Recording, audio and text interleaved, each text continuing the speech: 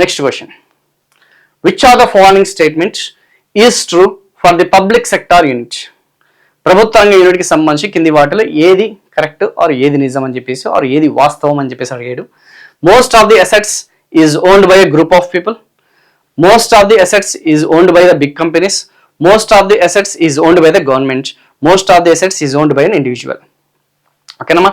So ప్రభుత్వ రంగానికి సంబంధించిన కింది ప్రకటన అనేది ఏది? సో చెప్పా కదా, ఈ సెషన్ అంతా కూడా మనకి basic entry level fundamental level questions అన్ని డిస్కస్ చేస్తాం. సో దీని ద్వారానే మనము మ్యాక్సిమం ఎకానమీకి సంబంధించిన సిలబస్ అంతా కూడా కవర్ చేయడం జరుగుతుంది. రెగ్యులర్ సెషన్స్ అన్నీ కూడా మనకు ఉన్నాయి.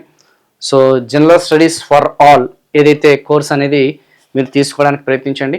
అటు ఏపీ వాళ్ళకి సపరేట్గా, తెలంగాణ వాళ్ళకి సపరేట్గా, ఓకేనా. So Telugu medium separate, English medium separate అనేది ఉంది. సో మనకి తక్కువ ధరకే ఈ యొక్క మన క్లాసెస్ అనిల్ నాయర్ సార్ క్లాసెస్లో మనం లాంచ్ చేయడం జరిగింది. So please try to take that one course. So రాబోయే అప్కమింగ్ నోటిఫికేషన్స్ ఏదైతే ఉన్నాయో అన్నిటికీ కూడా ఉపయోగపడడం జరుగుతుంది. సో మీరు సెంట్రల్ లెవెల్ ఎగ్జామినేషన్స్ ప్రిపేర్ అయినా కానీ, స్టేట్ లెవెల్ ఎగ్జామినేషన్స్ ప్రిపేర్ అయినా కానీ, ఆర్ఆర్బీ కానీ, ఎస్ఎస్సి కానీ, ఎస్ఐ కానీ, పీసీ కానీ, ఏ జనరల్ స్టడీస్ ఎగ్జామినేషన్ అయినా సరే, సో ఫుల్ ఫ్లెడ్జ్డ్గా మన యొక్క ఏపీ తెలంగాణలో టాప్ మోస్ట్ ఫ్యాకల్టీస్ ఎవరైతే ఉన్నారో కాంపిటేటివ్ ఓరియంటేషన్లో మనకి ఈ సెషన్స్ అన్ని కూడా అందించడం జరిగింది. So please try to answer it. Most of the assets is owned by the government. ప్రభుత్వ రంగ యూనిట్కి సంబంధించి కింది వాటిలో ఏది నిజమమ్మా? సో ఎక్కువ భాగం ఏదైతుందో ఆర్ అధిక భాగం అనేది ఏదైతుందో, ఆస్తులు అనేది ఏదైతున్నాయో అవన్నీ కూడా ప్రభుత్వం యొక్క నియంత్రణలోనే ఉంటాయి. సార్ అసలు ప్రభుత్వ రంగ సంస్థ అంటే ఏంటి?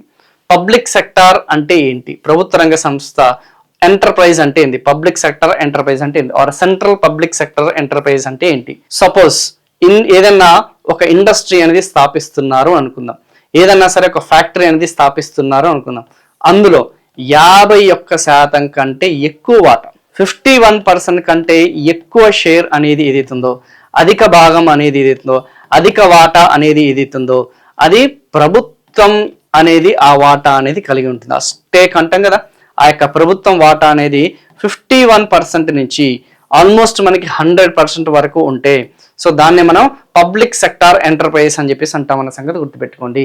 అంటే ఇక్కడ ప్రైవేట్ ఇండివిజువల్స్ యొక్క భాగస్వామ్యం ఉండదా అంటే, కొన్ని పరిశ్రమల విషయంలో భాగస్వామ్యం ఉంటుంది, కొన్ని వచ్చేసి 100% వచ్చేసి ప్రభుత్వ నియంత్రణలో ఉంటుంది. ఫర్ ఎగ్జాంపుల్ మనకి పోస్ట్ ఆఫీస్ ఉంది, లైక్ రైల్వేస్ అనేది ఉంది, న్యూక్లియర్ ఫెసిలిటీస్ ఉన్నాయి, అవన్నీ కూడా 100% గవర్నమెంట్ ఉండే కదా.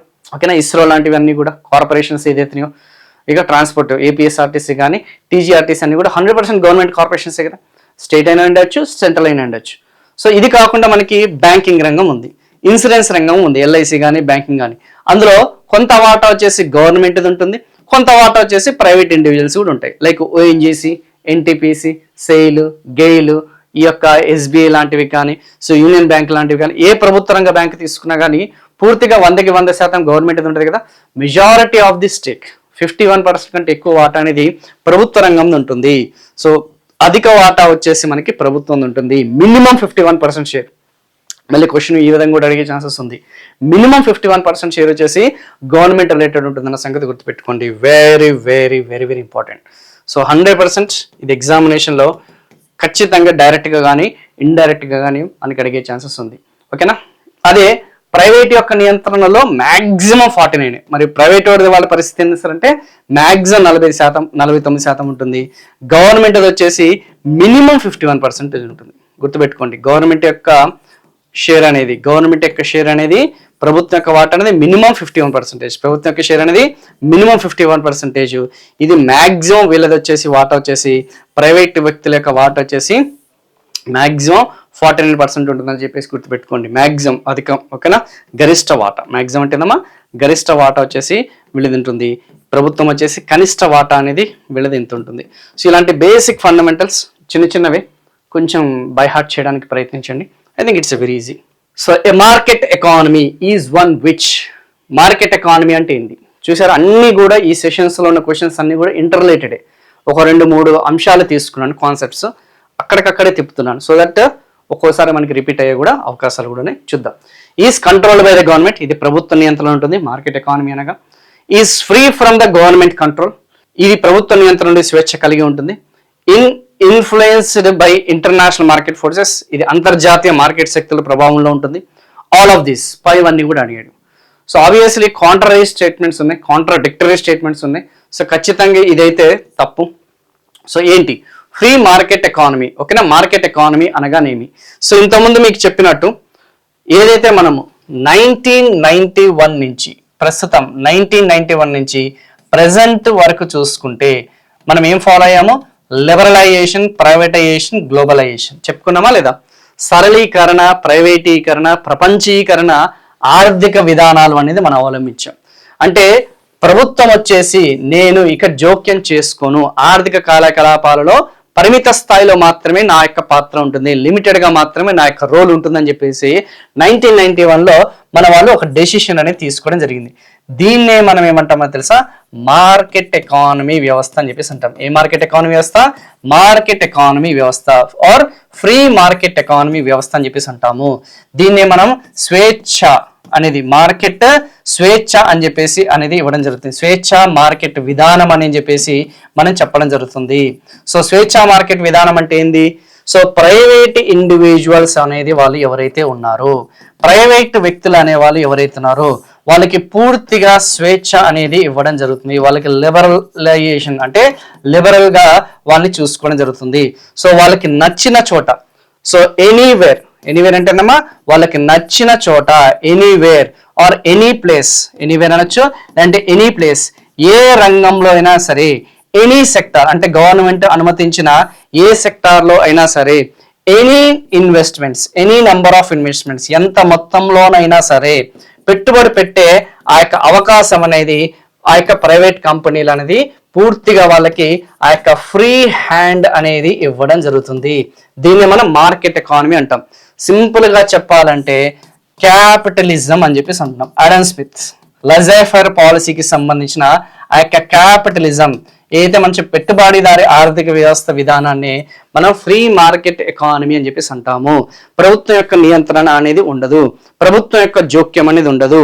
వ్యాపార కార్యకలాపాల్లో, ఉత్పత్తి కార్యకలాపాల్లో, పెట్టుబడుల విషయంలో, ఎగుమతుల విషయంలో, దిగుమతుల విషయంలో, ప్రైస్ ఫిక్సేషన్ విషయంలో, ఎంప్లాయ్మెంట్ క్రియేషన్ విషయంలో, ఓకేనా. సో ప్రభుత్వం అనేది జోక్యం అనేది ఉండదు. సో ప్రైవేట్ వాళ్ళు ఇష్టానుసారంగా వాళ్ళు అనేది మార్కెట్ డిమాండ్కి తగ్గట్టుగా, మార్కెట్లో ఏ వస్తువులకి డిమాండ్ ఏదైతే ఉందో ఆ వస్తువులకు తగ్గట్టుగా వీళ్ళు ప్రైవేట్ వ్యక్తులు చేసి ఆ గ్రూప్ ఆఫ్ ఇండివిజువల్స్ ఎవరైతే ఉన్నారో వాళ్ళు కలిసి ఒక వ్యవస్థను ఏర్పాటు చేసుకొని, ఒక సంస్థను ఏర్పాటు చేసుకొని వాళ్ళ ఉత్పత్తి కార్యకలాపాలు అనేది సో ఫ్రీగా చేసుకోవచ్చు అనే దాన్ని మనం మార్కెట్ ఎకానమీ అంటాం. లజైఫర్ పాలసీ. సో ఈ యొక్క ఫాదర్ ఆఫ్ క్యాపిటలిజంని మనం ఆడమ్ స్మిత్ అని చెప్పేసి అంటాం. The wealth of the nations అనే గ్రంథంలో సో ప్రభుత్వం యొక్క నియంత్రణ అనేది ఉండకూడదు, ఆ యొక్క ఆర్థిక కార్యకలాపాల్లో పరిమిత స్థాయిలో మాత్రమే వాళ్ళ పాత్ర ఉండాలి, ప్రభుత్వం యొక్క పాత్ర ఉండాలి. మార్కెట్ ఫ్రీగా వదిలేసేయాలి, స్వేచ్ఛగా వదిలేసేయాలి. అటు ప్రొడ్యూసర్ కానీ, అటు కన్జ్యూమర్ కానీ, అటు ఉత్పత్తిదారుడు కానీ, వినియోగదారుడికి కానీ, కొనుగోలుకి కానీ వదిలేసేయాలి అని చెప్పేసి చాలా క్లియర్గా ఫ్రీగా వదిలేసేయాలి అని చెప్పేసి వాళ్ళు క్లియర్గా మెన్షన్ చేయడం జరిగింది. ఓకేనా. సో దీన్ని మనం ఫ్రీ. ఇప్పుడు చెప్పండి, సో 1991 నుంచి ప్రజెంట్, ఎందుకంటే మన ఆర్థిక వ్యవస్థతో లింకప్ చేస్తున్నానమ్మా ఈ డెసిషన్ అనేది. మనం ఇంతకుముందు మనం ఏం చెప్పాను? సో రావ్ సింగ్ సంస్కరణలు అని చెప్పేసి అన్నాం కదా. సో 1991. సో అప్పటి వరకు మనకి ఏముంది? టిల్ 1991 సోషలిస్టిక్ ప్రిన్సిపల్స్, ప్రభుత్వం యొక్క అజమాయిషి ఉండేది. ప్రభుత్వ సంస్థలన్నీ కూడా ప్రభుత్వ రంగ సంస్థల అజమాయిషి అనేది ఉండేది. సో ఇప్పుడు ఆన్సర్ వచ్చేసిందమ్మా, ఈ మార్కెట్ ఎకానమీ అనేది is free from the government control. ఇది ప్రభుత్వం యొక్క నియంత్రణ నుండి స్వేచ్ఛ అనేది కలిగి ఉంటుంది. సో ఇప్పుడు చూడండి, ఒకప్పుడు ఎడ్యుకేషన్ కావాలంటే మీ తాత ముత్తాతలను కానీ మీ పేరెంట్స్ని అడగండి, వాళ్ళందరూ కూడా గవర్నమెంట్ స్కూల్ చదివిన వాళ్ళే. గవర్నమెంట్ స్కూల్ తప్పితే ఏం ఉండేది కదా, ప్రైవేట్ ఉండేది కదా. అందరూ కూడా గవర్నమెంట్ హాస్పిటల్లో పురుగులు పోసుకున్న వాళ్ళే. ఏ వ్యాధి వచ్చినా, ఏ రోగం వచ్చినా గవర్నమెంట్ హాస్పిటల్ వెళ్ళి వాళ్ళు ఆ యొక్క డిజీజ్ అనేది క్యూర్ చేసుకున్న వాళ్ళే. ట్రాన్స్పోర్టేషన్ కూడా గవర్నమెంట్ది ఉండేది. ఒకప్పుడు మనం ఏదన్నా ఉత్తరాలు అనేది ఈ చేయాలన్నా కానీ, ఒక దగ్గర నుంచి ఇంకో దగ్గరికి మనము ఈ ట్రాన్స్ఫర్ చేయాలన్నా కానీ గవర్నమెంట్ సోర్సెస్, పోస్ట్ ఆఫీసే, ఈవెన్ కమ్యూనికేషన్ సిస్టమ్ కూడా గవర్నమెంట్ కంట్రోల్ ఉండేది, ట్రాన్స్పోర్ట్ సిస్టమ్ కూడా గవర్నమెంట్ కంట్రోల్ ఉండేది. Everything is under government control 1991 వరకు. సో మెల్లమెల్లగా 1991 నుంచి మనము మెల్లమెల్లగా ఆ యొక్క బిఎస్ఎన్ఎల్ దగ్గర నుంచి మనకి ఎయిర్టెల్ అని చెప్పేసి, టాటా అని చెప్పేసి, జియో అని చెప్పేసి, వి అని చెప్పేసి ఇలా ప్రైవేట్ మార్కెట్ సిస్టమ్కి మనము ఏమన్నాము డైవర్సిఫై అయ్యాము. ఈవెన్ ప్రైవేట్ స్కూల్ అనేది వచ్చింది, ప్రైవేట్ ఎడ్యుకేషన్ సిస్టమ్ వచ్చింది, ప్రైవేట్ హెల్త్ కేర్ అనేది వచ్చింది, private communication system, private transportation system. So అలా మొత్తం చూసుకుంటే ప్రైవేట్ ఎకానమీ వైపు మనం డైవర్ట్ అయ్యామనే సంగతి గుర్తుపెట్టుకోండి. Okay. So I think practical explanation ఇస్తే మీకు కొంచెం ఈజీగా అర్థమవుతుంది.